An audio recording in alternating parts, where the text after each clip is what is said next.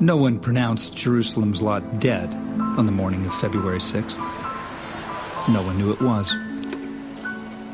By and large, the town, not knowing it was dead, would go off to their jobs with no inkling of what lay ahead.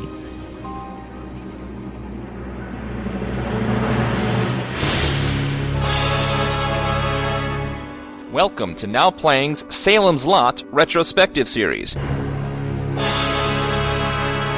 You'll enjoy Mr. Brownhelm, and he'll enjoy you. Part of the Now Playing Stephen King movie series.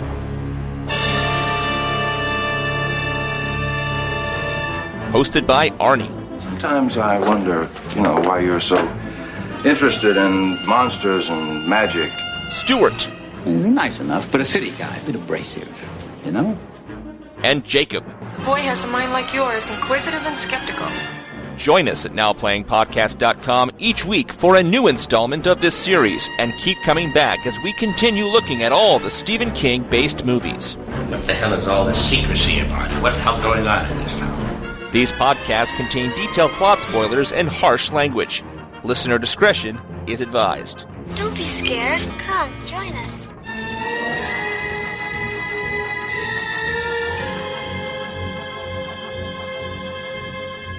Today, we're discussing A Return to Salem's Lot, starring Michael Moriarty, Andrew Dugan, Samuel Fuller, Evelyn Keyes, June Havoc, and somewhere in there's Tara Reid. Also somewhere in there is Ronnie Blakely. Yes. And directed by Larry Cohen. I'm Arnie, a returning co-host of Now Playing. Stuart in L.A. This is Jacob. I'm not a Nazi hunter. I'm a Nazi killer. I knew you'd go for those lines. Wait, is this our Inglourious Bastards retrospective here? Oh, Samuel Fuller. What a surprise. Now, I've got to say, I think I am the only one here on this podcast that is returning to A Return to Salem's Lot. I did see this back in the 80s. It was sitting on a rental shelf. I'm not even sure when I rented it that I knew it was a sequel. I think because the box art was so similar to the ads used to sell the TV movie, I think I thought I was renting the TV movie. But I saw it back in the 80s. I don't mind sharing that I thought it was one of the worst things I had ever seen. I was dreading this movie until I looked at that cast list, and yes, Samuel Fuller and Tara Reid in the same movie, Ronnie Blakely, yes, and at the head of it all, Larry Cohen, who, when I saw this, I had no idea who he was, but now recognize as a very quirky, he has a very strange niche in the horror genre. Some might call him a master, some might call him a satirist, but he's the guy that made The Stuff, and It's Alive, and Q, and Maniac Cop. So many things I've spent my hours watching. He wrote those, he didn't direct those, but yes, he has been involved in a lot of quirky horror comedy is actually what he does. It's not horror at all. It would be wrong to label him a master of suspense and terror, but he takes genre elements in the horror genre and fashions them into some kind of midnight movie experience. Yeah, you're right. I had not seen A Return to Salem's Lot. I discussed my experiences trying to watch Salem's Lot in the 90s. If I couldn't even get through the first half hour of that, what would make me think this would be any better? But coming into it this time, I did go in with an open mind, because I'm like, there has to be something here. First of all, I'm happy to say this was not made for television. This was intended to be direct-to-video back when direct-to-video was just burgeoning as a market on VHS. Oh, that explains the copious fucks and shits in this movie. Yeah, and tits. Yes, I'm like, what TV was this on? Was this an HBO, a Showtime? There's no way this was on TV. It's not TV. It's VHS. Yeah, exactly. And I knew of no theater that aired it at the time. I mean, it did go to a couple. Wow. They didn't intend for it to go to theaters when they made it, but at the last minute, they're like, what the hell? We'll throw it to some theater screens too. See, I thought it was directed VHS. I was going to cite this as the first time I ever experienced one of those, because up until that point, I didn't know that you could do that. I thought it was a rule. You had to go to the movies, then you go to VHS if you didn't start out on television. It screwed me in the head to know that this was made specifically to sit in a video store box, waiting for the unsuspecting to rent it. And Larry Cohen went after this with a vengeance. Turns out he was one of the many writers who turned in a draft for Salem's Lot back in the 70s. And despite the producer calling his work utter crap, he still arbitrated for a writing credit and didn't get it. And he sunk his teeth in, and finally they're like, here, take the name, go make a sequel. Go do what you want with it. Yeah, I think he might have been involved in developing the TV series as well. For whatever reason, he spent a long part of his career developing and working on Salem's Lot. I wonder if what we're seeing here is not in fact a sequel, but maybe some of his ideas on how to adapt it into a movie that he just kind of called a sequel. There's not much connection. When you look at Tobe Hooper and you look at this, maybe it's the same town, none of the same characters, certainly not the same vibe. I think that it's just his own thing. And again, look at the stuff that he made. It's alive. You guys ever see that about the Killer Baby? I mean, total camp fest. Long time ago. I saw that one. I saw the stuff. Yeah, in the 80s, I didn't understand that was satire. I thought a movie about killer yogurt, this is the worst thing of all time. I mean, I just don't think I had the sensibilities to appreciate Larry Cohen and his very quirky sense of humor when I sat down to watch this so many years ago. I don't know that we'll find this was based off anything from the TV series, because the TV series was intended as a follow-up to that TV movie. And Cohen has gone on the record and said, I didn't like the TV movie. I thought it was dull, and I thought it lacked humor, but I liked King's book. And so when they gave him the property, he just wrote his own screenplay, and the only thing he made as part of the premise was vampires in New England. And sure enough, that's what we get. Yes, and a character who's a writer, they're returning to it. I mean, Return to Salem's Lot, it does involve a human coming back and finding it not to be the place of his childhood. There are tangential connections. Like I said, it almost feels like a crazy midnight movie remake rather than a continuation of what happened before. I can believe Larry Cohen didn't like Tobe Hooper's work, because this is nothing like it. Yeah, I was going to say, this doesn't seem like a sequel at all to me. This just seems like something totally different. I know last week, Arnie, you said King did some short stories, a prequel and a sequel to Salem's Lot. I'm guessing those had nothing to do with what we're going to discuss tonight. Nope, you can hear me talking about Jerusalem's Lot, Gone Books and Nachos, but no, it has nothing to do with this. And Cohen said, this isn't Salem's Lot 2. This is a return to Salem's Lot. So those story elements you talk about, Stuart, that's what he's returning to. Well, then, I guess you better give us the plot. When last we left Salem's Lot, Ben Mears and Mark Petrie had set a fire that would presumably burn down the entire town and kill most of the vampires, but apparently that was an alternate dimension, or at the very least TV a decade earlier before TV movies were put on video. So everything we talked about last week, forget it. No, now Salem's Lot is a town full of vampires who came to America in the 1600s. They settled there and lived there for almost 400 years. And they're keep to themselves pretty much. They don't really want to kill anyone because AIDS, hepatitis, drugs, human blood is bad. They just feed off cattle, except for special occasions. This is Twilighting vampires before Twilight ever came out. But despite being immortal, the vampires want somebody to write their history. Maybe they get forgetful in their old age. So when jackass anthropologist filmmaker Joe Weber brings his rebellious teenage son Jeremy to town to reconnect in his aunt's old home, the vampires see an opportunity. They pimp out some female vampires, a young teen girl for Jeremy and a 17-year-old girl that Joe lusted after in his youth for the anthropologist. And Jeremy's all into it. He's ready to be turned into a vampire, but despite getting the 17-year-old girl pregnant, Joe sees the vampires for the monsters they are. So when an elderly Nazi hunter randomly drives into town, Joe and the Nazi hunter team up and start killing all the vampires. Samuel Fuller! I can't wait to talk about him. Finally, the master vampire, whose Judge Axel is his name, shows his true blue vampire face, and Jeremy is turned off by the vampire's murderous nature. So the two men set fire to all the coffins in Salem's Lot, leaving the vampires nowhere safe to go, while the sun rises and credits roll. Well, that was short. Yeah? But then again, so is this movie. We're not doing 2 nights of television. This is barely clearing a 90-minute runtime. And it may run 90 minutes, but man, is this a 2-act structure perhaps? It does not even seem to have the normal 3 acts. And really, I just glossed over so much of it because I don't fucking get it. Yes, thank you. We're gonna talk about it. The whole point of this podcast is to explain away what the hell's going on and the incredulousness I feel during some of these plot turns, which isn't to say one way or the other on the movie, but man, there's a lot to talk about despite a short plot summary.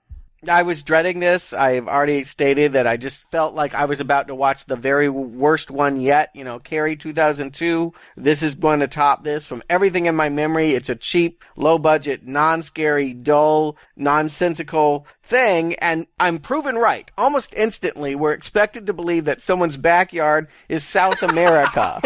And that there are some quote-unquote natives wearing finger paint, and they're about to sacrifice or something. I'm like, you see, this is just garbage. And then I hear the line, this is a fertility ritual? Yeah, the guy knocked up the chief's favorite wife. And I laugh. And I don't stop laughing throughout this movie. What I did not get, and what I did not remember from my first and only other viewing of this movie, was that this is a comedy. It's okay, I think, that this is a cheesy, cheap, stupid-looking movie, because it's not a horror movie at all. You know, this is my first time seeing it, and with this opening scene, I'm thinking some bad Disney backlot in the 1950s where they're trying to educate us on those natives. And yeah, I get to that line and I'm laughing. I don't know. I realized later that yes, this is a satire, but I had no idea how to take this film with this kind of opening, watching human sacrifice and the documentarians, the anthropologists. Well, we're just going to let them watch this guy get killed because we got to stand back. We can't get involved. Like, I get it later on, but I think it was just such a shock with this opening, how poorly it looked, just the poor line deliveries, everything. It didn't click right away for me, being my first time watching this. I was taken back to another podcast we did, another movie we reviewed, though. Instantly, you talk about these lines being dropped and this atmosphere and this just cinematography quality, and most especially the synth score. A synth score that I think somebody broke into John Carpenter's house and stole a B track. And I'm thinking immediately, within 5 minutes of this, Halloween 3, the Season of the Witch. I don't know what this fertility ritual is going to have to do with vampires. There's a lot of blood. There's people dying. Is this going to raise a vampire spirit? How are we going to get from the South America jungle to Maine? I don't know. But instantly I'm put in a better mood by this score and this whole thing because despite the Gilligan's Island back aisle effects, I'm taken to a happier time, a simpler time in horror cinema. Yeah, simple is right. And yeah, I hated it from the get-go as a kid. But here, it's the lines. The line readings may be bad, but the lines, there's a lot of sharp, funny things being said. And not all of them are jokes. I mean, I like Joe's response when he's got this surly assistant that's basically there just to say, you're a real shithead for exploiting the situation and videotaping while someone is murdered. But he reminds him that if these people saw what we did in San Quentin and with the gas chamber, they would probably be equally appalled. It just has an interesting counterculture perspective. I think that's what Larry Cohen is bringing here with this script. This is trash, and I do not want to set the idea out there that what I am watching I think is good, but I think that as trash goes, it's got a great dialogue going behind the scenes. I do feel like the lines are smartly observed. I do feel like I'm laughing a lot here. When he punches the guy and gives him a black eye, all of this, I'm really enjoying it, shockingly enjoying it. I think it helps that this person in the lead role of Joe is Michael Moriarty, and it took me a little bit to place him. His hair hadn't receded far enough in the late 80s. But finally, I realized I watched this man for like 4 years on Law & Order. Oh, oh, wow. I do know who you're talking about. I don't know him from that. I know him from other Larry Cohen movies like Q and The Stuff and what have you. But yeah, I've seen him in that stuff, but really, I mean, I was a huge Law & Order fan when it started. I didn't watch it, in season 82. But in the 90s, I was big onto Law & Order, and this guy was the lawyer in that. Yeah, he's a familiar face, and his ex-wife is a very familiar face. Oh my God, I thought we were in trouble if we were going to be stuck with Ronnie Blakely again. The worst thing about Nightmare on Elm Street. I was rolling. I'm always happy to see her. She actually seems a little bit more involved in this movie in her single scene. But man, I love the fact that she calls him out of his South Africa thing saying something's medically wrong with their son. She's lying. It's never revisited. She just wants to jump him, right? I mean, because she disappears from this picture, she just wants to hand off her kid because he's too much trouble for her to raise her and her third husband. I do like the son, Jeremy, self-diagnosis. Didn't they just tell you? I'm fucked up. And that's it, like that. And then it's a father and son off to Maine, never to revisit this wife again. I'm surprised the father stuck around because, I'm sorry, if I'm in the middle of this massive discovery and I fly back to the States because my son is supposedly having a medical emergency and I find out my bitch of an ex-wife lied, I'm gonna say, hey son, and turn right back around and go back to my job. Yeah, this kid's mom is threatening to put him in a psych ward if daddy won't come and get him. Awful parents on both sides. We're supposed to think this father's an asshole, but the fact that he stays in the States and takes the son already makes me think he's a good guy. He gives him an option. I think he says, do you want to go to Peru or do you want to go to Jerusalem's lot? And I don't know that the kid ever weighs in on it. I think that if I were that kid, I'd want to go see another country or at least go somewhere where they sacrifice people. But who knows? Actually, both places sacrifice people. He just doesn't know that yet. But in one place, you have to fix up your shack of a house. And the other place, you're in the jungle. I'd take the jungle. Yeah. Hey, how's he going to keep those designer clothes clean, though, in the jungle? Oh, man, did I have an amazing flashback. I think I dressed like this. I wore this outfit. There are pictures from a wedding. It was a blue blazer, but I had it with the rolled up and the loafers and the no socks. It's the Miami Vice look. It could only be 1987, where small children were pretending to be Don Johnson and calling it dressing up. Wow. Wow. I think that this is second only to Corey Haim in the original Lost Boys for the most 80s wardrobe now playing his covered.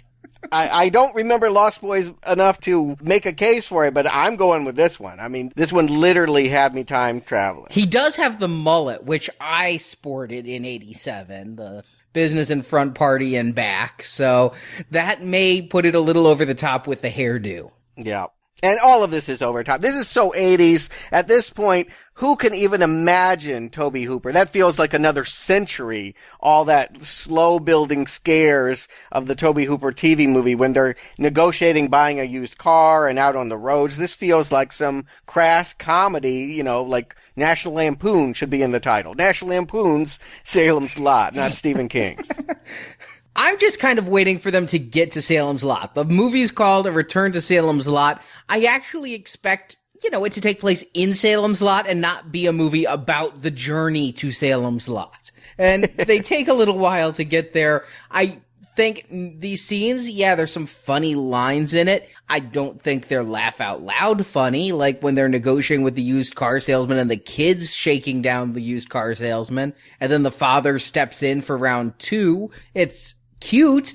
Yeah, does that ever come back, though? Do you ever see the kid have to negotiate something with the vampires and he outsmarts them? Like, that's what I don't get, is you get these scenes, yes, here's a little ha-ha, but it's not going to ever pay off. We're not actually developing the character here. I thought the kid was going to have to drive. So much was made about the fact that he'd stole his new stepdad's BMW or whatever. I thought for sure that, this would have something to do. Filler.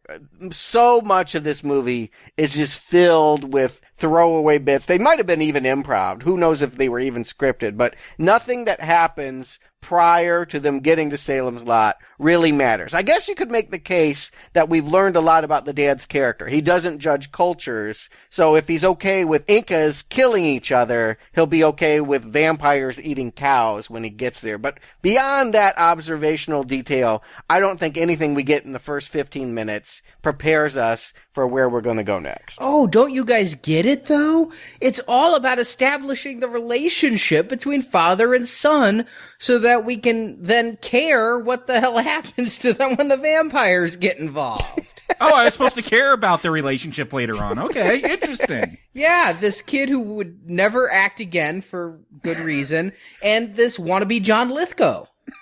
This kid is a brat. I mean, he's smoking. I love the line. I can take the criticism, but not the fuck you. I mean, this kid has the worst potty mouth. Stick a bar of soap in there. This kid's such a brat. I don't want to see him redeemed. I want to see this kid get eaten by vampires. It's too much. I don't know what's more dead, Judge Axel or this kid's acting. Yeah, he's no great shakes, but he is an embodiment of so many youths that we've seen, from Ferris Bueller to Big Shots. I mean, he's just another in the factory assembly that the 80s created of kids that are smarter than adults, sassier than adults. They're cool because they dress like adults, smoke like adults, talk like adults. It was the era. I was a kid in the 80s, and I was celebrated as being better than any other generation. And, I would have appreciated that at the time. And now I just think it's kind of a funny time capsule to see this kid in this power play with his father here in small town Maine. They did shoot on location. I'm going to give him big props. This is not Southern California. I thought for sure we were going to get a backlot here, but it really does look like the farms and such of Maine. I did a road trip in New England this past summer, and this looked authentic, at least some of it. It is New England. It is not Maine, but it does have the right kind of atmosphere. It's mostly Vermont. Close enough. But they finally get to Aunt Clara's house in Salem's Lot. And Stuart, you said that there are some plot similarities here, and it is almost like Cohen remembered reading the book a decade earlier and just went off memory. There's a guy who told stories, and he went to his aunt's, something about living with his aunt when he was a kid in Salem's Lot, and there's vampires there. So I do see some weird echoes, like a funhouse mirror of King's original story when they're going to their aunt's house. But at this point, I'm still taking the first Salem's Lot into continuity, and I'm like, what happened to the fire? I'm right there with you, Arnie. I'm like, okay, there's a bumbling cop or a constable, once again, in this town. But yeah, I'm looking, where's the burned down house? Where's that Marsden house? Nowhere to be seen. Never talked about. There is no house except the aunts who they'll fix up. But no, there is no murder in there, no haunting memories from it. Well, maybe the Marsden house did burn down. Is it totally out of continuity, though? Could some of the vampires maybe survived and then rebuilt this stuff? And they moved there in the 1600s before the last movie? That's where it flushes down the toilet, is that Salem's Lot was the Plymouth Rock for vampires who were tired of Puritans and pilgrims and wanted to go to their own land. Yeah, good point. You're right. Can't argue with that. It's worth pointing out, by the way, that Aunt Clara, her last name, Hooper. It's the Hooper house. And it's on the Overlook Hill. I do think there's a couple King puns going on here. Tobe Hooper having directed Salem's Lot, the Overlook Hotel being the place where Shining took place. And there are humans here, and we will later learn what these humans are. They are half human, half vampire hybrid slaves that they call drones. Probably not unlike what Straker was, quite frankly. Right, but the fact that everybody in this town is in on it. If you see a person, be it the strangely disaffected guy who works at the gas station, to the constable, everybody there is a drone. Yes. I wonder how this town has been kept such a secret. I mean, when they pull up to this drone at the gas station, they're like, give me 10 gallons of unleaded. We don't have unleaded. We don't have soda either. Like, they don't have anything. They don't even try to pretend they're a real town, it seems. Yeah, but there is an urban myth about it because there's some punk rock teenagers that come swinging by later and they know that, this is an evil place and they just happen to be coming there on the one night a year that the vampires decide to give up cow and go for human blood. Yeah, I think that they accidentally drove off the set of Return of the Living Dead. Yeah, that's what I thought too. I mean, that's where I started to really get the vibe of this. Okay, this isn't what we saw last week. This isn't supposed to be serious. This is satire. We're supposed to have more fun. And yeah, I wrote down Return of the Living Dead with vampires. That's exactly what I was thinking too. We're all on the same page. Well, I just can't help it because we covered that movie as our spring donation series. And when I see these 80s punks dressed in that same way in a van, acting just like they did before, I half expected one to do a naked dance on the van. And I entirely wanted to see that. Yeah, it's a shame that these punks go away so fast and this turns more into Return of the Living Dead 2, a story about a kid running around. But I did like this. I got excited. I'm like, okay, maybe I'm going to have some fun now with punks running through this town, fighting vampires. But it goes all very quickly. It's all part of the plot, really. I mean, we'll find out all of this is a manipulation. The police let this Sherry girl go, tell her where to head to, just because they want her to be the one to lead Joe and his son to Judge Axel. Okay, is that what's going on? Because I was very confused, even in revisiting this, because you've got the constable there, and we get that the constable is at least somewhat complacent because he's not going to do anything to stop the vampires, but he takes the one punk girl and seems to be giving her advice on how to escape. Go to the church, they can't go in there, which is good advice. That is a rule from the vampires from the original Salem's Lot, is the consecrated ground. Yeah, this is so confusing at this point because we don't know about the drones. So I'm wondering, why is this, first of all, why aren't the vampires attacking the cop? Why is the cop just kind of watching this go down, but now he's helping someone? It's very disorienting until you realize later what, this town is made up of, these half vampires and full vampires. But right at this point, it's very confusing and disorienting. But I didn't need to know the cop's genealogy to understand he was in some way the straker for these vampires. That was my go-to. But why would he help this one girl instead of the others? And then maybe this is just bad camera work, but then he seems to be restraining the girl to prevent her from running, and then he lets her go again, and she does go running off. And I couldn't figure out why, if he was a slave to the vampires, he'd help this one at all. But you're telling me, Stuart, the entire plot was actually to get Joe involved? I believe that there is some dropped lines about they're wanting her to be the one, and that the master knows about this. I mean, he's even watching out in the woods. He's watching this all go down. They're not there to eat all the kids. They're coming out to Joe. They're like, what's the best way to tell him I'm a vampire? Let's get this pretty girl, and he'll want to help her. She's in distress. He'll want to go to the judge and the leader of the town, and that's where we'll break the news to her and break her neck. So let's talk about the master. We'll start with the makeup, because I do know that one of your biggest hurdles last time for Barlow was that they put that blue makeup and tried to do Nosferatu in 1979. Do you think the 80s prosthetic version is better here? That's not a prosthetic. That's a puppet. Puppet, sure. This is if Nosferatu and Troll had a love child. Yeah, I thought this was a latex mask I went down and bought at a Halloween store that year. It did not move like a latex mask. I love it, though. It's so horrible, but it's from my childhood. It's my horrible, damn it. Yeah, I think I know what you mean, and it's my memory from this movie. It's like, what I remembered was that the makeup looked really, really bad, and that you would never see the mouth move. They would always have voiceover and cut away whenever he was talking, because it was so clear that they could not make, it's not, yeah, you're right, it's a puppet, it's not prosthetics, or it's just an immovable head that they put on top of some stunt guy, but it is not sufficient. And can we please say that Tobe Hooper did this much better? Can we agree on that much? I like this one better. What? I'm sorry, I can't go there, Arnie. Yeah, I'm right there with you, Stuart. Hooper, I'm going to just say it, flash forward for the rest of this podcast. All the horror elements were done better with Hooper. This doesn't have horror. This is more comedy. I'm laughing more than I'm ever creeped out in this film. There's nothing scary here. Oh, I agree. I mean, this vampire looks like a ghoulie. I mean, he's a Smurf that was bitten by a vampire. He's so blue.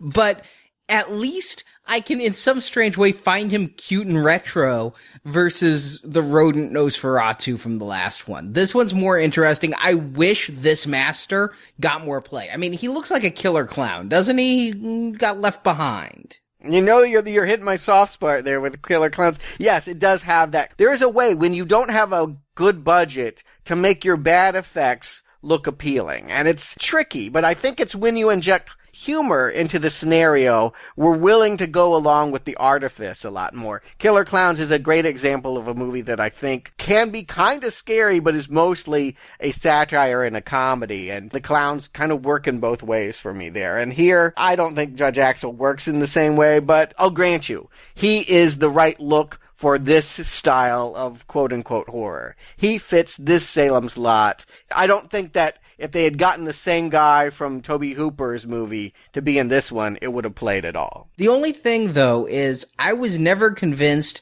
that this was Judge Axel. It's not until the very end of the movie that they state that this blue Muppet we've been seeing throughout is Judge Axel. So I'm honestly, this whole movie, hoping there's an even bigger evil. Because these people just don't seem that evil or that smart as far as the vampires go. I'm right there with you, Arnie. The whole time, I guess we're calling him the master, this bad puppet vampire. Like, we see him throughout the film every once in a while, and we get to the end, I'm like, what's going on with him? And, Axel kind of starts to turn into that, but not really, because they don't have the special effects budget. Yes. I guess that was supposed to be him the whole time, but yeah. It was him. Yeah. It was his voice. When he was quote unquote talking, when they layered the voiceover over it, it was the actor that had been playing Judge Axel. So, yeah, it's him. But you ask an interesting question. Are these people so bad? Is this scary? Is that the point of these vampires? Because I think they make a good pitch here to Joe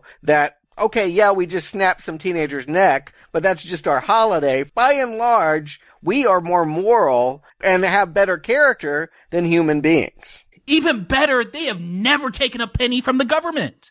This is the perfect Tea Party society. Yes.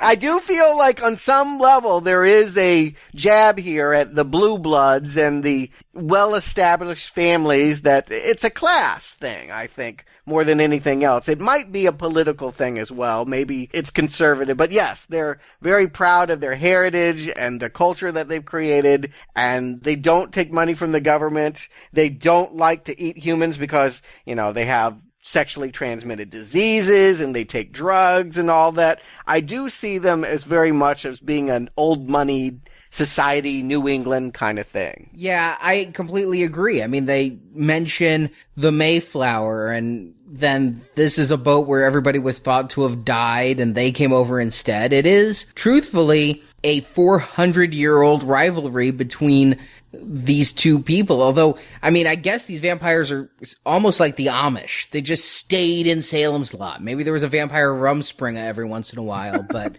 they just stayed in rural Maine. Yeah, they bring others into it. I mean, that's what we'll learn about Joe, is that his Aunt Clara wasn't of blood relation. She was a friend of the family. She must have gone out to meet him, and he came there for a summer vacation. But he didn't grow up in this town. Otherwise, he wouldn't have ever left. He would have been a drone or a vampire. But what is it these vampires want? Because I was wondering, why are they killing these teenagers with such reckless abandon, but yet Joe and Jeremy are left completely alone? What do they want? What they end up wanting is Joe to write their history, knowing that it won't be read for at least 200 years. And why won't it be read for 200 years? This is what's confusing to me. It's like, we want you to write this book. It's going to be a bestseller, the Vampire Bible, but it's going to sit on a shelf for 200 years. I don't understand it either. I think that was a line of dialogue they should have cut or rewritten there.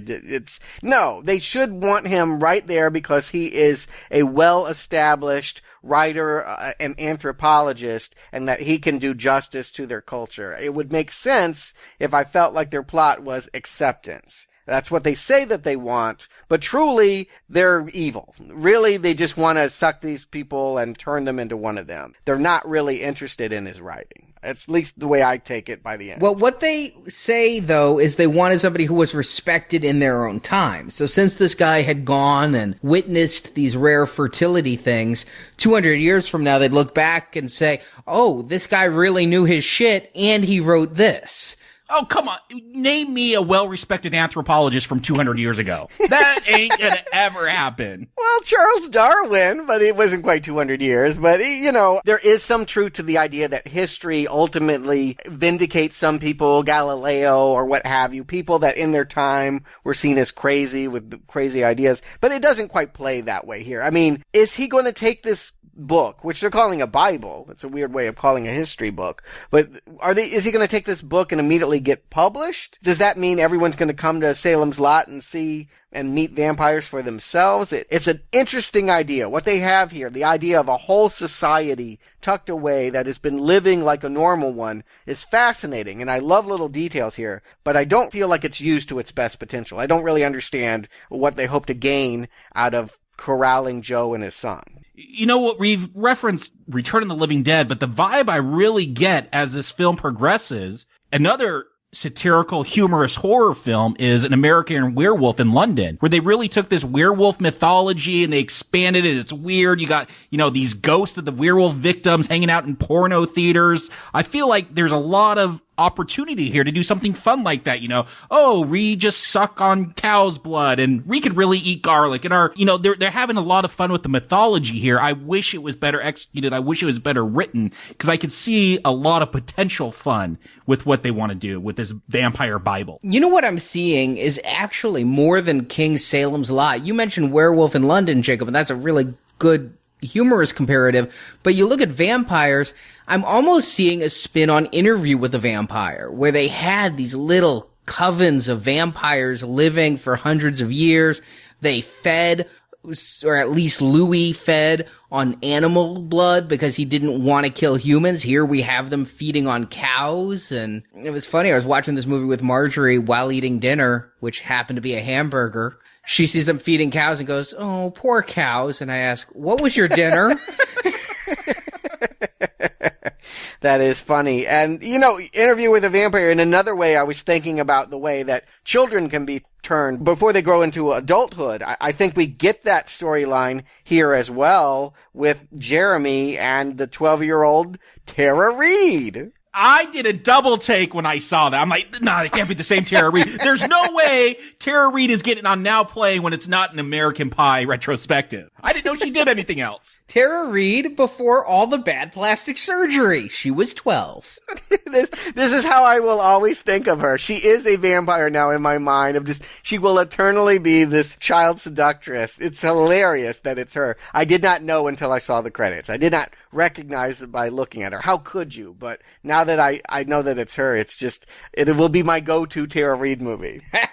Have you seen any others? I saw Alone in the Dark, and it is fantastically bad. I'd love to cover it, but this one beats it all. But yeah, I was thinking that, and let's talk about Tara Reid and the other girl, because the vampires, they're basically rolling out the red carpet for Joe, and by extension, Jeremy, by giving them whores. Yes. What doesn't quite make total sense is that Joe had a crush when he was 15 or whatever he was and visited quote-unquote Aunt Clara. There was this girl, Kathy. Kathy couldn't have been a vampire at the time because she has grown, and we learned that once you're bitten by a vampire, you stay that age forever. No, she was 17 then, and she's 17 now. What? Yeah. She's 17? Yeah. That's what they say.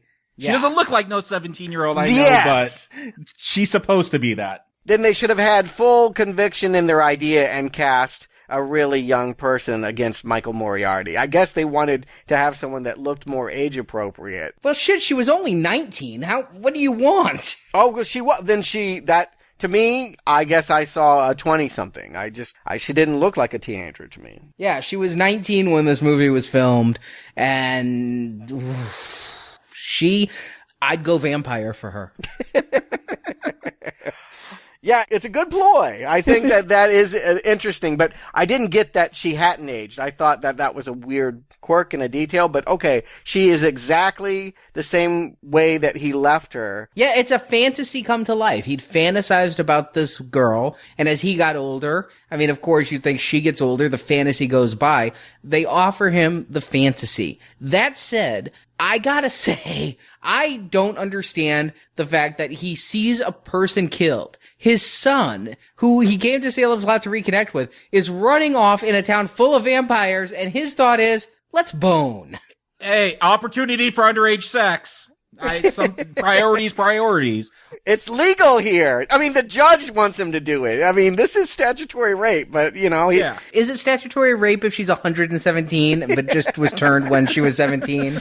Good point. These are technicalities to be argued in vampire court. Maybe that will be in the Return to Salem's Lot sequel. I don't know. But I'm fascinated by this concept. I actually think it's kind of neat that she's there for him. I don't know why he doesn't recognize Aunt Clara. He remembers her, but he does not remember the woman that was raising him. My question is why Joe is committing statutory rape, maybe not. Jeremy, his son, he runs off with Amanda to a wedding, a child wedding, 2 kids, right? Like, what is this? This is, again, like Stuart said, Interview with a Vampire. These vampires could be hundreds of years old.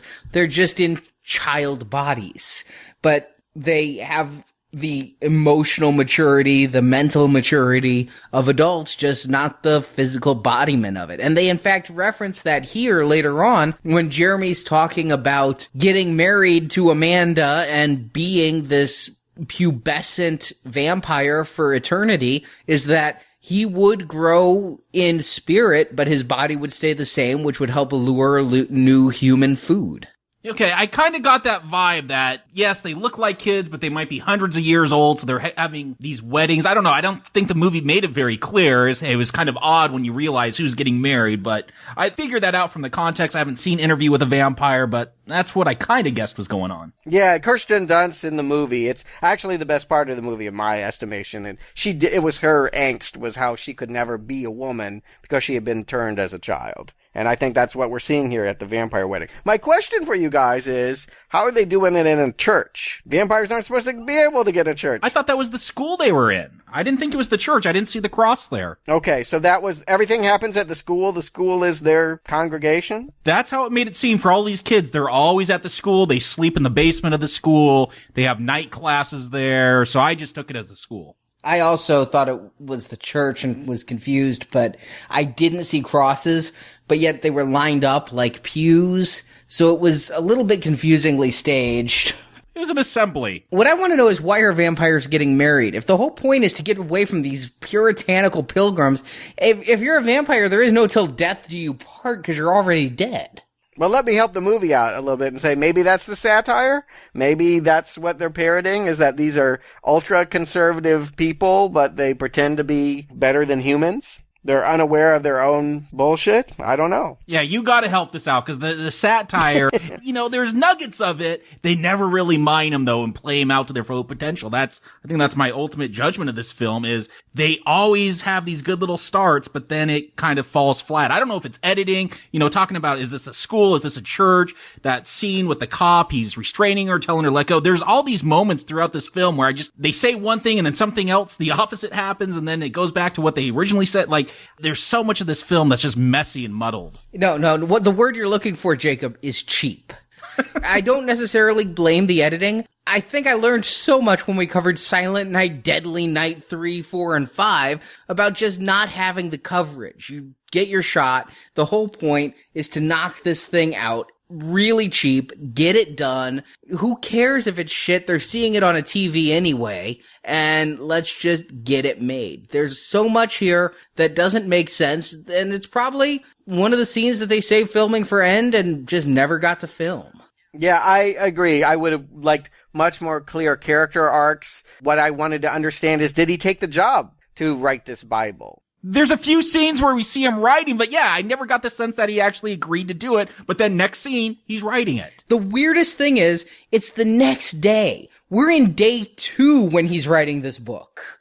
I thought much time had passed. The house looks a lot better. They certainly... No, yeah, the house is getting better. It has to have been several days. No, they then state that it was the night before that the boy was bitten. This takes place, the whole thing, over just the course of a few days. And so when he's writing the book, that is at most the 3rd day in Salem's Lot. Yeah, at one point we see, we're just going to leave. We're going to escape. And then they see the cop, and then they go back to the aunt's house to fix it up. Like, I don't get, this is, I guess, cheap, Arnie. They're saying things, and then they're doing the opposite. I don't know how much time is passing. It gets confusing. I know how much time is passing. We're about 45 to 50 minutes in the movie. And you know what? I have been surprised. Up to this point, I have been enjoying it a lot more than I thought I would, but you guys are right. Ultimately, this production is flagging. Ultimately, it's not working because I don't understand the characters. I'm kind of throwing up my hands. What else are they going to do with this sort of interesting town but nowhere to go? And then in comes Samuel Fuller, and everything goes out the window. I'm totally in love with the movie again once I see Samuel Fuller. Now, do you guys know his work either as an author or as a filmmaker? I'm not aware of him, no. Not by name. I mean, if you tell me some of the stuff he's done, maybe I'll know it. But the way you're reacting to this guy, when he has his first scene, I'm like, Alfred Einstein showed up? And then he just makes a few comments and drives away. And I'm like, is he going to return? Or is he just there to remind Joe, getting old really sucks? Well, he does serve that purpose for Jeremy. Jeremy sees this as a reason to go with Amanda and not, back to normal society. But no, Samuel Fuller, he was someone I was turned on to when I was getting into filmmakers and learning about auteurs. He does not have a famous career. I think the most famous movie he made was The Big Red One with Mark Hamill, a war movie. But by and large, he's known and beloved for making all of these very quirky, culty noir movies from the 50s, 60s. I'll point you to The Naked Kiss. It begins with a bald prostitute beating up the camera, and it never stops being crazy. He's got I think he was one of the first real cult directors. I mean, I think that he was one of the first people to independently make movies that had, like what Larry Cohen is doing here, to have sort of a subversive, satirical side to the genre element. And so I had never seen him act in a movie. I did not realize that he was going to come in this way, but let me put it this way. The character he plays on screen is exactly like the movies that he makes. It has that spirit. It has that fuck you craziness. I mean, it's probably not surprising for you to learn that he actually was someone that fought in World War II, liberated Jewish concentration camps in Germany. He really is a Nazi killer in real life. He is playing himself here, and he's such a larger-than-life personality. I just love watching him. Hey, I love a good Nazi killer in a film, but it is just... Come on, that is right out of left field. We're watching a vampire movie, and all of a sudden this guy, I'm looking, have you seen this man? He's a Nazi, and I need to kill him. Huh? What? What am I watching? It is very out of left field. I would like to know how these vampires who've been in America since the 1600s were Nazis. They're not. I thought one of the people he was searching was one of the vampires. That's how I took it. No, that is a lie that Jeremy tells him to get him to go to school. He says he looks like one of my teachers. That's where all the vampires live. They're going to send him there, and he's going to get bitten. That's all just a trap. Okay, I took that as one of the teachers was the Nazi. No, I think that would be a fun idea to explore, but like you said, they painted themselves in the corner by saying they came over with the Mayflower or whatever. That won't work. That doesn't fly. So what does fly is this totally random Nazi killer stumbling into town twice because he lost his glasses. Right. And the man he's looking for, Kesserling, is still out there for a sequel or a reality TV show or whatever they want to do with it. And I would love to see that movie. I'm going to put it out there right now. I would love a sequel in which we don't see another vampire, but it is Samuel Fuller finding and killing Kesserling. I would deeply enjoy that. Well, Samuel Fuller is dead, so I think those hopes are dashed. I'm sure you're right with that, but all I mean to say is that, like you, I was becoming very frustrated with this movie and waiting for it to end around this time, but once he's back, I am smitten. I think that this character from beginning to end, my favorite bit, when he's killing the drones and he pretends to get grabbed only so he can crouch down and get a better shot off. I think this guy's crafty. I love how he keeps staging his own death so that he can come back with guns blazing. At this point, by the time he shows up and becomes a major player in the movie, which is just, again, so strange the way he comes into this. But when that happens, I kind of like his little tricks. I do like when he's faking getting pulled in. I don't know this guy now that you've mentioned his career, but he's reminding me of the sci-fi guys I know from the 50s. Like, I've had the opportunity to meet a couple of these, like, sci-fi authors from the 50s. There was, Forey Ackerman was a big one who we again talked about with Return of the Living Dead Part 2. And these kind of crazy guys who, they got old as time tends to do, but they still had this rascally spirit from when they would write EC comics and the like. And so he was giving me that vibe, which helped this movie. Not knowing who this guy is or his cinema, just adding that kind of fun camp was helping this movie. But at this point, it then really becomes strange in that it's now humans against vampires with Jeremy kind of caught in the middle. He's turning. It kind of hurts. They give him some aspirin? I guess aspirin helps with the pain of going undead.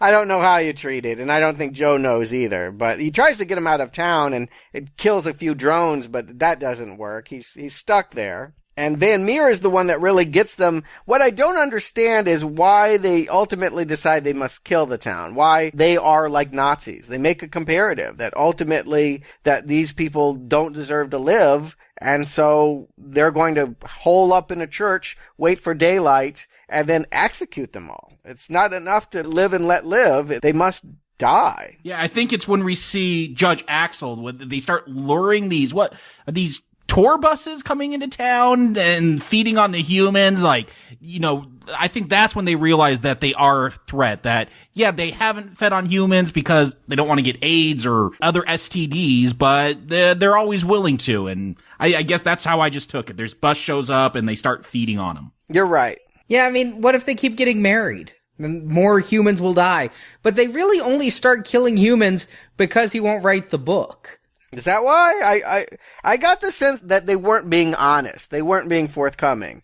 That they were telling him that, we only occasionally eat innocent people, but by and large, we're this old, beloved society. But the truth of the matter is that, that tons of tourists are being packed in there to be devoured. They don't have the budget to show us that, but that's what I got from that one tour bus scene. Is that they're hypocrites and they're liars, and thus everything that they've been selling, the idea that they're a benevolent society, is a lie, and that it must be destroyed for that reason. Again, these plot lines are not clear. No, it's as good of a guess as anything I can give it. I agree that I think they're liars because they started off killing those 4 punks. They are murderers. They're also speciest. The drones is a derogatory term. Yeah. And yet I wondered how they reproduced. There weren't a whole bunch of infant vampires around. I was wondering what happened when that vampire got pregnant, how that would work. Yeah, that's right. That one night at the lake, Joe and Kathy, I think she's about ready to deliver. She's got a baby bump anyway, right? Yeah, their gestation period is much faster than that of humans. Yes, anyone that's seen Twilight Breaking Dawn Part 1 would know that. Yes. But eventually they stumble to a climax. It's all a big mess. But like I'm saying, anytime Van Meer is there, anytime Sam Fuller is screaming, "You'll never make a popsicle out of me," and shooting himself, I mean, I'm laughing and I'm really enjoying the movie. But they stumble to some kind of climax here with the school play Dracula and Jeremy about to get staked by the master. Yeah, that is a very odd ending. Although I think they still are just playing. I don't think he wants to kill the boy because he had many opportunities to. I think it's a last chance, hey, become a vampire and write this book for us kind of plot. And we knew he was going to become that master because they had the guy at the gas station who goes, he gets angry and then he shows his real face. And that's when I realized he was the Smurf in the bushes. Right, yeah. And they do go back to the original Salem's Lot, though, because they're going to burn the town again. They start setting fire to the coffins. Now, I did just recently read Dracula as part of my now playing homework. And I do know that in the original Dracula, one of the things the people did to try to kill him was to destroy his coffin so he couldn't return to them. But I never really got that the vampires had to go to their specific coffins. And in fact, Judge Axel and his wife have these 2 coffins. There's a scene where they go to bed early. It's like the Dick Van Dyke Show, right? Yes. Good day, dear. Yeah, I thought that one was kind of funny, too. But then they go and find Judge Axel's coffin later, and he's in a separate coffin that's hidden elsewhere. So by burning the coffins, they can't just, I don't know, the kids sleep in the basement. Why can't all the vampires just go to the basement? Maybe they have little coffins in the basement that they sleep in. I got the sense that when they were burning these coffins, it was setting the rest of the town on fire, or were they just also burning the buildings down? I'm very confused with this climax. There were no buildings on fire. The fires were all very well contained, and the actors all stayed a minimum of 3 feet away. Yeah, but they were real fires. This is pre-CGI. Some of that work did look deadly. I did worry about that child walking around in the flames there. I did not worry about the person who pretended to lie down in the coffin when they were a good 3 to 4 feet behind it. That was Amanda. That was Tara Reid. She could have been burned, Arnie. For some reason, I got the sense that this whole town was going up in flames. Maybe that's just what they wanted us to think. Yeah, I got that sense too. I mean, Van Meer says something to the effect of, we gotta get some gas. I'm thinking he wants to fuel up the car so they can escape. No, once this is happening, I realize this is just part of his crazy war mentality. We gotta kill them all. But again, killing them all, they're all alive. They're just out in the streets because they don't have a coffin to go to. Yeah, there are some buildings on fire, but there are plenty of buildings still standing. And they just all stand outside and wait for the sunrise. I know. And I felt a little bad for Aunt Clara. I mean, she does accuse Joe of murdering her. And yeah, I've seen this old lady chomp on people and kill, but I don't know. She's still an old lady to me. She still looks like she should be in Leave It to Beaver or something like that. I feel bad that she's going to smolder in the sun with everyone else. I do love how Judge Axel gets it, though. Jeremy impales him with an American flag. That is just like, okay, if you didn't get the tone of this film up to this point, you surely get it now. Like, this is not supposed to be serious. This is hilarious. An American flag gets impaled through a vampire. Yeah, it was a fun moment. I do love, though, the stop motion vampire death scene. That is so hysterically. It was really Ray Harryhausen level claymation. Yeah, the effects are not good, but maybe that's okay. Oh, don't get me wrong. Again, I love them in a Pee-wee's Big Adventure kind of way.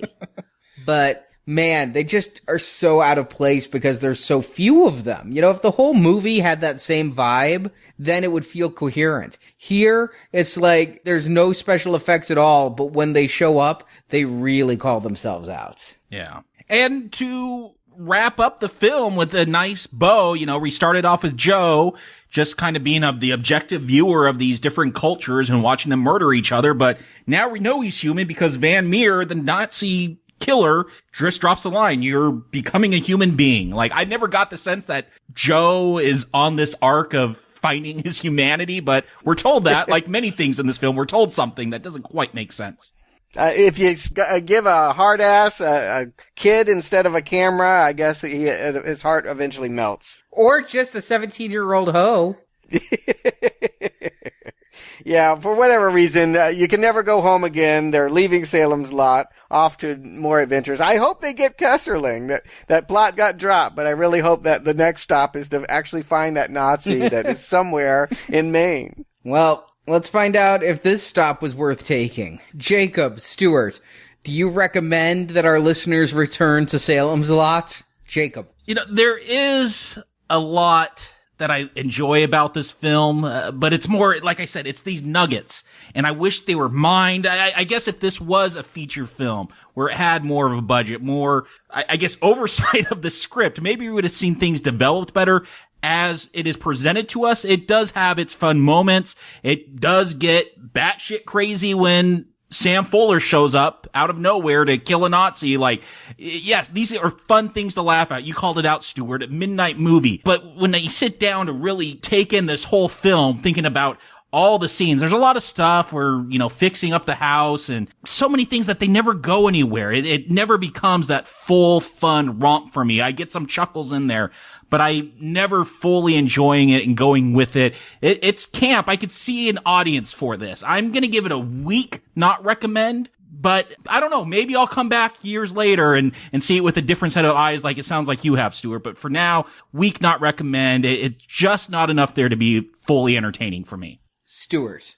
That's more generous than I thought you were going to be. I mean, honestly, I thought I was going to stand alone. When the Movie finished. I was like, oh my God. The movie that I thought was going to be the worst Stephen King is this guilty of pleasure of mine. And how am I going to justify it to two people that are probably going to hate this? There are people that are really going to hate this movie because it's a terrible horror movie. And it is a terrible continuation of Stephen King's novel and that Tobe Hooper movie. Terrible. Terrible. If you liked anything about that, you probably aren't in sync with what's going on here. I don't know that anything here. This is a midnight movie. Toxic Avenger. Killer Clowns from Outer Space. The Stuff. I mean, you really got to think about horror comedies. Return of the Living Dead. The problem is sometimes this is Return of the Living Dead and sometimes this is Return of the Living Dead Necropolis. I do feel like they needed more money and they needed a firmer hand in the director's chair to make this a smarter satire. I mean, they've got a great idea here. It's a very poor execution. Even as a sloppy B movie, it looks really, really crappy. I'm on the fence, but you know what? Low expectations are going to prevail here. I did not think this movie was going to be worth watching, and I was surprised how much I enjoyed it. I'll credit it all, really, in the end, to Sam Fuller. I do feel like just watching that character, knowing what I know about his movies and loving the movies that I've seen him make, seeing this as his swan song. I think this may have been one of the last films he even worked on. What a hell of a way to go out, Sam Fuller. So for Sam Fuller, I'm going to give this a very weak recommend. It's not a good movie, and I hope the listeners don't savage me for enjoying it, but there's something here to enjoy if you have the right mentality. And I'm not going to savage you for enjoying it. There are things in here that I find myself liking, but it's because of my background. It's because I'm of a certain age and I grew up watching a certain kind of movie. And the fact that I didn't see this movie is completely the fact that it was called A Return to Salem's Lot, which was returning to a story I didn't want to see.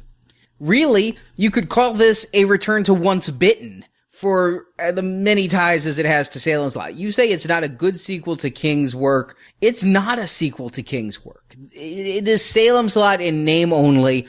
We were equally as confused what the hell Silent Night, Deadly Night Initiation had to do with Garbage Day as this movie is here. And that's what you get with this direct-to-video stuff. It almost becomes an anthology. And so, yeah, this is not a Stephen King movie. It is not A Return to Salem's Lot. But what it is a schlocky direct-to-video, at least intended to be, poorly made, low-budget horror romp that I used to watch endlessly. I've probably consumed more movies of this grade than anything else in my life because I would sit up with USA Up all night and watch movie after movie of this quality. So yeah, I could see, Stuart, why you would find a warm spot in your heart for it, but my God, you've got to come from a very specific background in order to do that. And the fact that you know Sam Fuller's your cherry on top, I don't even have that.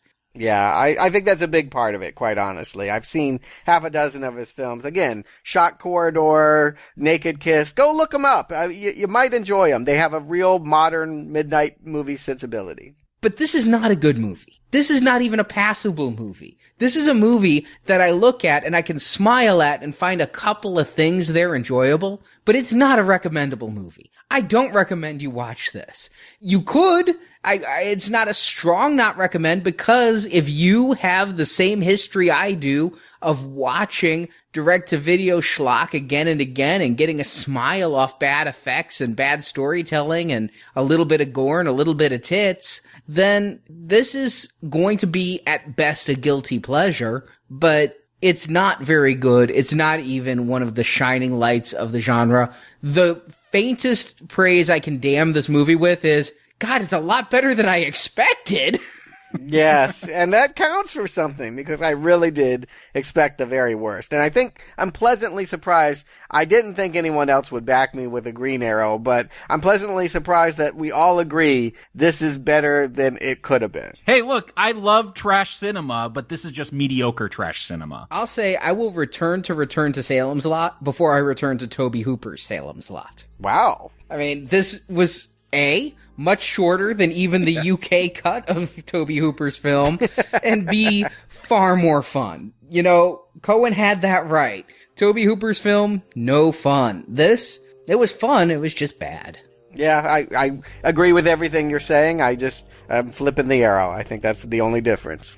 Well, Jacob, Stuart, we're going to return to Salem's Lot once more because TNT did in 2004. Vaguely aware of this. Gotta say, wasn't watching a lot of TV in 2004, wasn't watching any Stephen King in 2004. I remember a sulky picture of Rob Lowe wondering why his career had gone this way, used to market this, but other than this, I have no idea what's coming next. I'm excited for this. I was the one lone green arrow for that 70s Salem's Lot. Hey, now with a evolved writing technique, better effects. Yeah, let's see what we could do with this story. I like this story, so I'm excited to see what we could do with a modern retelling of it. And I'll go into details next week as to what I did and didn't watch about this in 2004, but I will say, I'd just like to give something a green arrow this series. Maybe if it's not Tobe Hooper and it's not Michael Moriarty, maybe it's Rob Lowe. We'll find out next week, and in the meantime, come to our forums. Let us know what you're thinking about this Stephen King retrospective series that we're going to ride through close to the end of the year. After Salem's Lot, we've got The Shining, so come to the forums. There's a link at nowplayingpodcast.com. And while you're at nowplayingpodcast.com, if you enjoy this show, please head to iTunes. Give us a 5-star review. It helps other people find our show. And finally, don't forget, I am reviewing all of the Salem's Lot stories. There are 3 of them, one a week as we go through this here at Now Playing. Over at booksandnachos.com, you can hear my reviews of the original King works. And don't forget, for those who want a little more horror, we fuck with the Chuck, Child's Play, Out of the Vault because you demanded it. Details at nowplayingpodcast.com. So Jacob, Stewart, thank you for joining me. You bet. Until next time, ciao, Constable.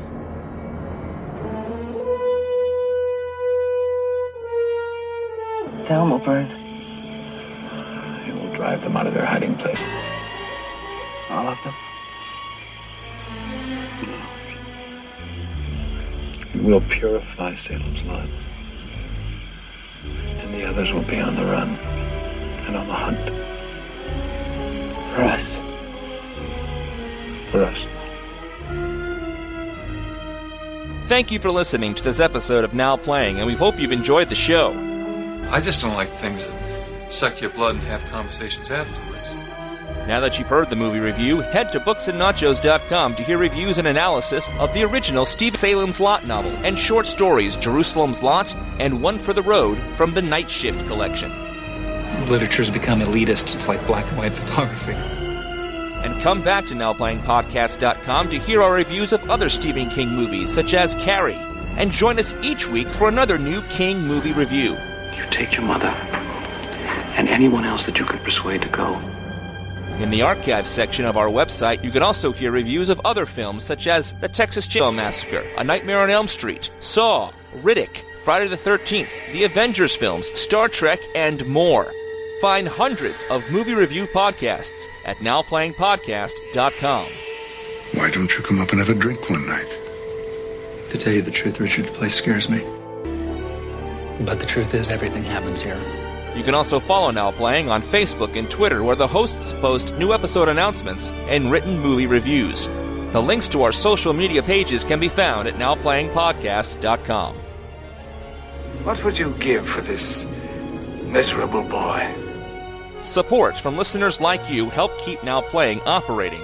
You can find a link to donate using PayPal at the bottom of our website, NowPlayingPodcast.com. Whoever feeds you is your God. You can also show your love of Now Playing Podcast by shopping in our store, where you can buy panties, coffee mugs, t-shirts, totes, boxers, teddy bears, and much more. 95% of our business is done online. You can also help out Now Playing by leaving us a 5-star review on iTunes. A link to Now Playing's iTunes listing can be found at NowPlayingPodcast.com. Saints preserve us. Now Playing's Salem's Lot retrospective series is edited by Heath and Arnie. Don't you guys ever sleep around here? I mean, don't you even get tired? Now playing credit narration by Brock. What a rude boy talking to his father like that. And in front of company. The Salem's Lot films are the property of their copyright holders, and no infringement is intended. Let it be. Sometimes these badges get in the way. The opinions expressed on Now Playing are those of the individual hosts and may not reflect the opinion of Venganza Media Incorporated. Would you feel more comfortable if we stepped into the confessional? Now Playing is a Venganza Media production, copyright to all rights reserved, and no part of this show may be reproduced, repurposed, or redistributed without the written permission of Venganza Media Incorporated. It's been a gruesome day. Rest in peace. This was intended to be a direct-to-DVD... There was no DVD. No DVD then. How the hell are we going to get from the South American jungle to Spain? I don't... How are we... Yeah, Maine. If we went to Spain, I watched the wrong film. National Lampoon should be in the title. National Lampoon's Salem's Lot, not Stephen King's. Judge Foley, don't eat the truckster. I don't know what that means. From Ferris Bueller to Big Shots. I mean... Oh, God, I remember that movie. I had to go low. There it is. But my second date was at Big Shots. Wow. But they do finally get to Aunt Sarah's house, and I think this is one of the similarities you were talking about, Stuart, because some of these character traits, it's almost like... It's Aunt Clara, by the way. Oh, Aunt Clara? It's Aunt Sarah in the real book, then. Yeah. Is it Kara or Carla? I wrote Carla from the Tombstone. Let me look. Aunt Clara. Clara, okay, yeah. I just scribbled it too quick. It was the actor that had been Judge Alex. So, Axel. Judge Alex. Yeah. It was the actor... Yeah, their gestation period is much faster than that of humans. Yes, anyone that's seen Twilight Breaking Dawn Part 1 would know that. Of course, which is you. Yes. On this call, it is you, and I think of all of our listeners, still you. Although we always threaten to do that retrospective. I hope not, but maybe. I'm not reading the books, I can tell you that.